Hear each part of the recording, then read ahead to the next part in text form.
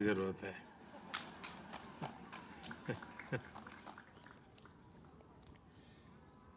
कार्यक्रम में उपस्थित डॉक्टर कर्ण सिंह जी,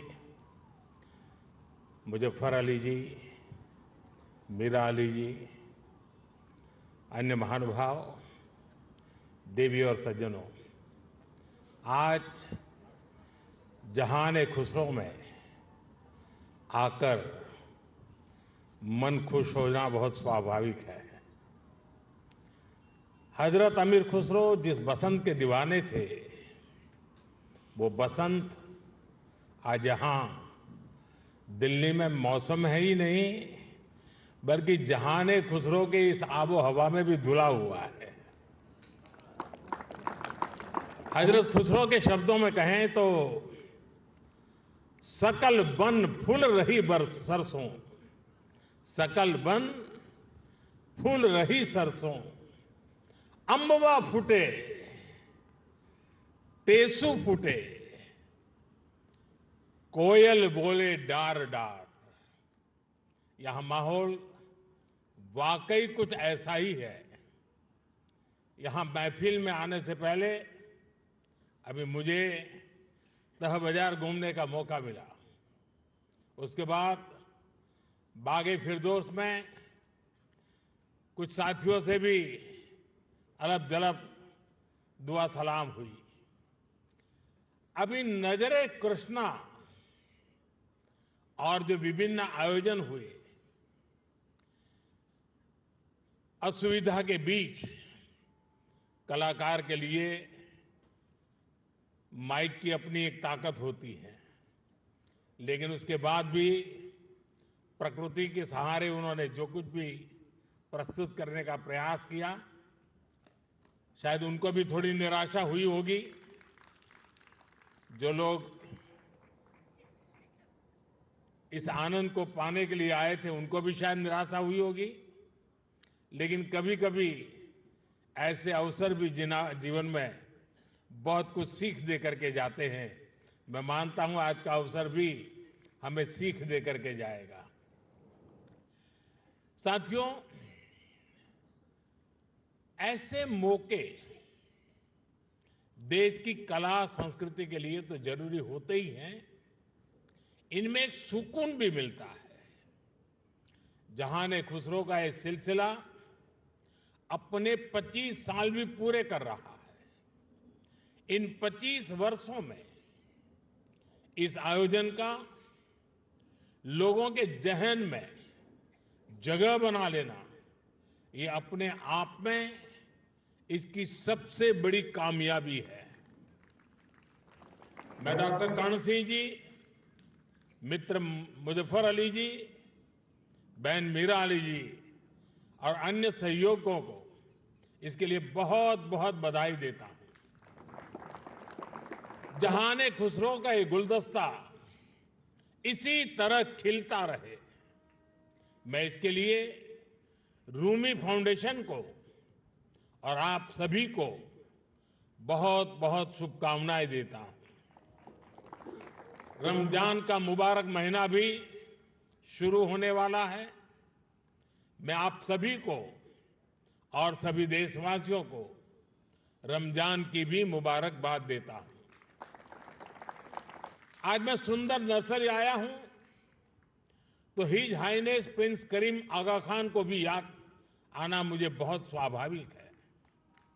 सुंदर नर्सरी को सजाने संवारने में उनका जो योगदान है, वो लाखों कला प्रेमियों के लिए वरदान बन गया है। साथियों, गुजरात में सूफी परंपरा का बड़ा सेंटर सरखेज रोजा रहा है। वक्त के थपेड़ों में एक समय उसकी हालत काफी खराब हो गई थी।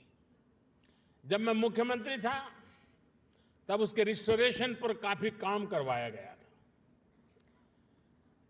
और बहुत कम लोगों को मालूम होगा, एक जमाना था जहां सरखेज रोजा में बड़ी धूमधाम के साथ कृष्णोत्सव मनाया जाता था और बहुत बड़ी मात्रा में मनाया जाता था। और आज भी यहां कृष्ण भक्ति के रंग में हम सब रंग गए थे। मैं सरखेज रोजा में होने वाले सालाना सूफी संगीत कार्यक्रम में शिरकत भी अवसरन किया करता था। सूफी संगीत एक ऐसी साझी विरासत है जिसको हम सब मिलजुल कर जीते आए हैं। हम सब ऐसे ही बड़े हुए हैं। अभी यहां नजरे कृष्णा की जो प्रस्तुति हुई उसमें भी हमारी साझी विरासत की झलक दिखाई देती है। साथियों, जहान-ए खुसरो के इस आयोजन में एक अलग खुशबू है। ये खुशबू हिंदुस्तान की मिट्टी की है। वो हिंदुस्तान जिसकी तुलना हजरत अमीर खुसरो ने जन्नत से की थी। हमारा हिंदुस्तान जन्नत का वो बगीचा है जहां तहजीब का हर रंग फला फूला है। यहां की मिट्टी के मिजाज में ही कुछ खास है। शायद इसलिए जब सूफी परंपरा हिंदुस्तान आई तो उसे भी लगा जैसे वो अपनी ही जमी से जुड़ गई हो। यहां बाबा फरीद की रूहानी बातों ने दिलों को सुकून दिया। हजरत निजामुद्दीन की महफिलों ने मोहब्बत के दिए जलाए। हजरत अमीर खुसरो की बोलियों ने नए मोती पिरोए और जो नतीजा निकला वो हजरत खुसरो के इन मशहूर पंक्तियों में व्यक्त हुआ। बन के पंछी भय बावरे, बन के पंछी भय बावरे, ऐसी बिन बजाई सांवरे, तार तार की तान निराली, जुम रही सब वन की डारी। भारत में सूफी परंपरा ने अपनी एक अलग पहचान बनाई। सूफी संतों ने खुद को महज मस्जिदों या खानकाहों तक सीमित नहीं रखा। उन्होंने पवित्र कुरान के हर्फ पढ़े तो वेदों के स्वर भी सुने। उन्होंने अजान की सदा में भक्ति के गीतों की मिठास को जोड़ी और इसलिए उपनिषद, जिसे संस्कृत में एकम सत विप्राहा बहुधा वदंती कहते थे, हजरत निजामुद्दीन औलिया ने वही बात हर कौम रास्त राहे दिने व किबला गाहे जैसे सूफी गीत गाकर कही। अलग अलग भाषा, शैली और शब्द, लेकिन संदेश वही। मुझे खुशी है कि आज जहान-ए-खुसरो उसी परंपरा की एक आधुनिक पहचान बन गया है। साथियों, किसी भी देश की सभ्यता उसकी तहजीब को स्वर उसके गीत संगीत से मिलती है। उसकी अभिव्यक्ति कला से होती है। हजरत खुसरो कहते थे, भारत के संगीत में एक सम्मोहन है, एक ऐसा सम्मोहन कि जंगल में हिरण अपने जीवन का डर भूलकर स्थिर हो जाते थे। भारतीय संगीत के इस समंदर में सूफी संगीत एक अलग रौ के तौर पर आकर मिला था और इस समंदर की खूबसूरत लहर बन गया। जब सूफी संगीत और शास्त्रीय संगीत की वो प्राचीन धाराएं एक दूसरे से जुड़ी तो हमें प्रेम और भक्ति की नई कल कल सुनने को मिली। यही हमें हजरत खुसरो की कव्वाली में मिली। यही हमें बाबा फरीद के दोहे मिले, बुल्ले शाह के स्वर मिले, मीर के गीत मिले। यहां हमें कबीर भी मिले, रहीम भी मिले और रसखान भी मिले। इन संतों और औलियों ने भक्ति को एक नया आयाम दिया। आप चाहे सूरदास को पढ़ें या रहीम और रसखान को, या फिर आप आंख बंद करके हजरत खुसरो को सुने। जब आप गहराई में उतरते हैं तो उसी एक जगह पहुंचते हैं। ये जगह है आध्यात्मिक प्रेम की वो ऊंचाई जहां इंसानी बंदी से टूट जाती है और इंसान और ईश्वर का मिलन महसूस होता है। आप देखिए, हमारे रसखान मुस्लिम थे, लेकिन वो हरिभक्त थे। रसखान भी कहते हैं, प्रेम हरि को रूप है, त्यों हरि प्रेम स्वरूप। एक होई दुवैयो लसई, जो सूरज और धूप। यानी प्रेम और हरि दोनों वैसे ही एक ही रूप है जैसे सूरज और धूप। और यही एहसास तो हजरत खुसरो को भी हुआ था। उन्होंने लिखा था, खुसरो दरिया प्रेम का सो उल्टी वाकी धार, जो उतरा सो डूब गया, जो डूबा सो पार। यानी प्रेम में डूबने से ही भेद की बाधाएं पार होती है। यहां अभी जो भव्य प्रस्तुति हुई उसमें भी हमने यही महसूस किया है। साथियों, सूफी परंपरा ने न केवल इंसान की रूहानी दूरियों को खत्म किया, बल्कि दुनियावी दूरियों को भी कम किया है।